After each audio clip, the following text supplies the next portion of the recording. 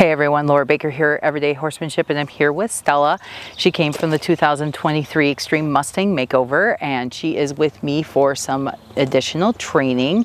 And because I've never had a relationship with her previous to bringing her back from the auction, I started her from scratch. So I don't know what she knows, what she doesn't know, so I've been learning it as I go.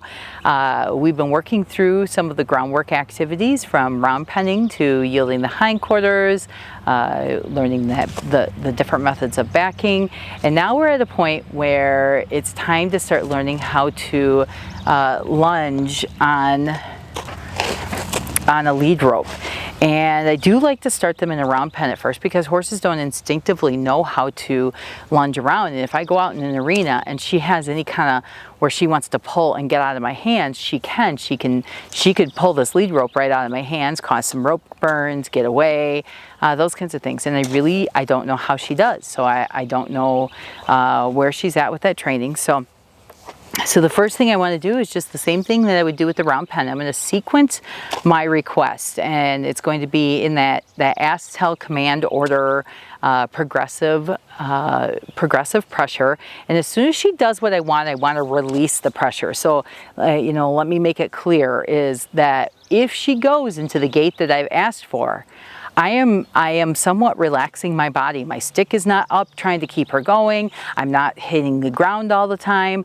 I am keeping her responsible for her gait. So this becomes very important when it comes to liberty training, because I need my horses to have a gas pedal.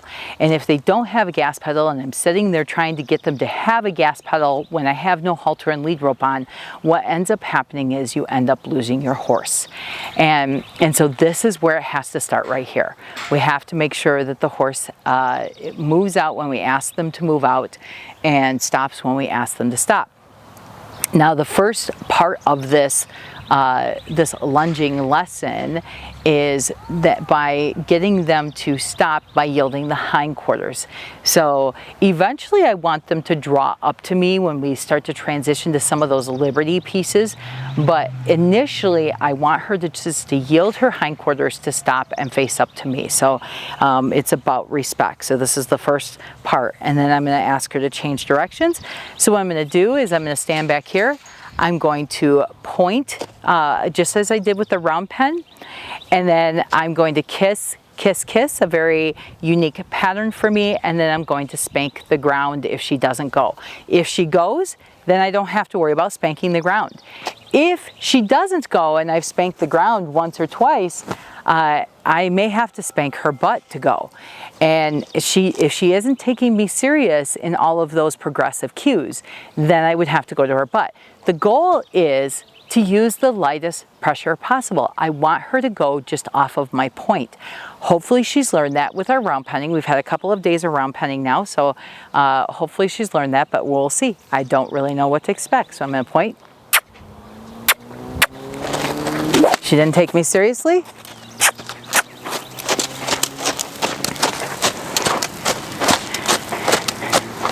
And for the first day, I don't ask them for a lope on the lunge line, because I just want them to get used to taking off and stopping. And now I'm going to ask her by yielding her hindquarters here, and I don't want her walking forward into my space.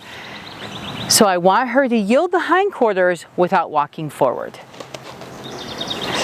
And what I'm going to do to get her to stop, I'm going to step towards her hindquarters, and initially I'm exaggerating those cues. So eventually I can let off of that, but my stick is going to come in and cue her to get those hindquarters over.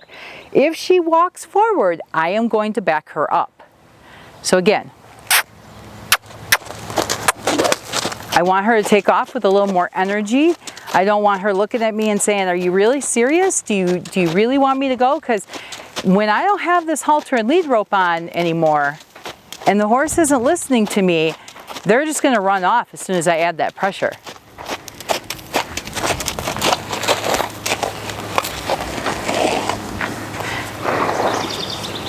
So I'm going to ask her to go this way.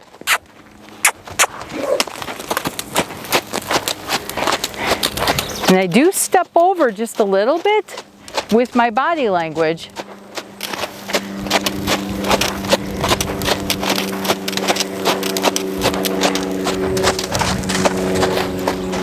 There we go. So we take that yield of the hindquarters that's at a standstill.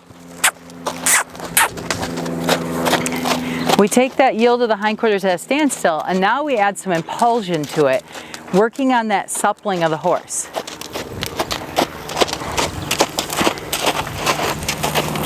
So she's walking forward, so I'm going to come around, and I'm going to back her up here. She does seem to respond a little bit to that.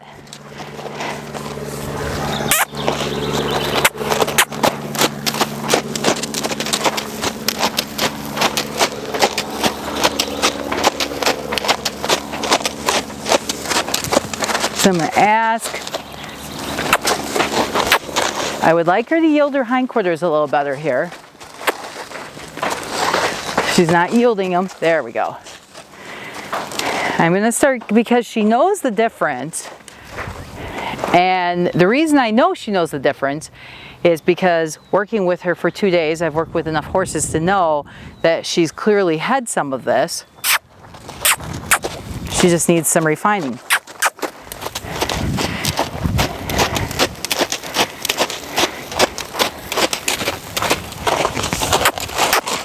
There, that was a yield of the hindquarters, where she crossed the outside back leg in front of the other, or the inside back leg, I'm sorry, in front of the outside back leg. So the back leg that was closest to me yielded in front of the other back leg. There, she's starting to take me seriously there.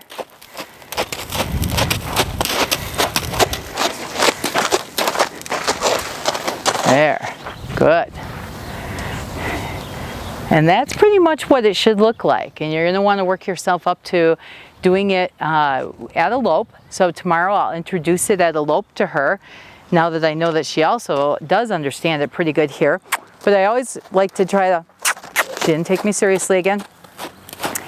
I like to try to get them yielding their hindquarters pretty good at a trot before I start asking for it at a lope. And there she walked forward, so we're just going to back up, and we're going to go back to doing that side again.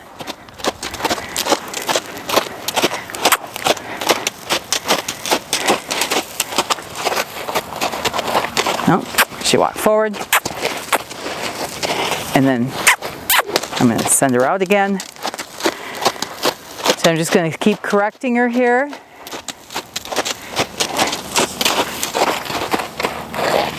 She didn't yield over there. She has to get straight on with me too. So she has to yield her hindquarters, and she has to straighten up. If the butt is crooked to you, then they're not really completely yielding over. So we want to get 2 eyes and 2 ears with this exercise.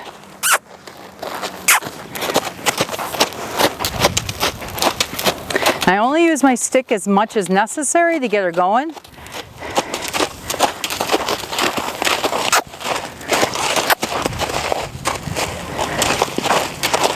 Now I'm going to back her up as she walked forward again.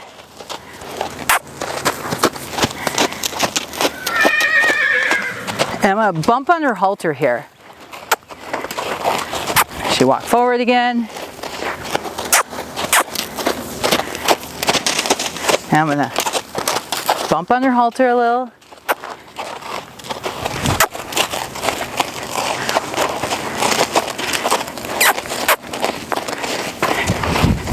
And that's just that stiffness that's showing up, that not stiffness like of age or anything like that. It's just horse that needs some additional training to get soft and supple and really get that body control.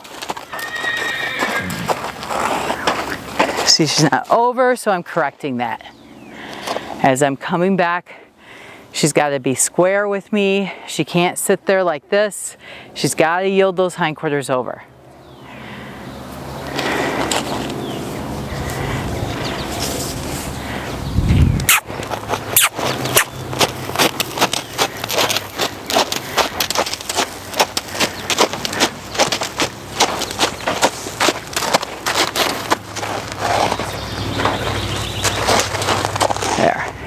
So I just asked her one more time.